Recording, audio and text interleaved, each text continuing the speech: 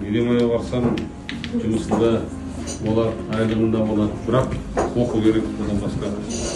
Егер ойласаңыз тек қана жұмыс жасаймын деп футбол ойнап, онымен шектелуге болмайды.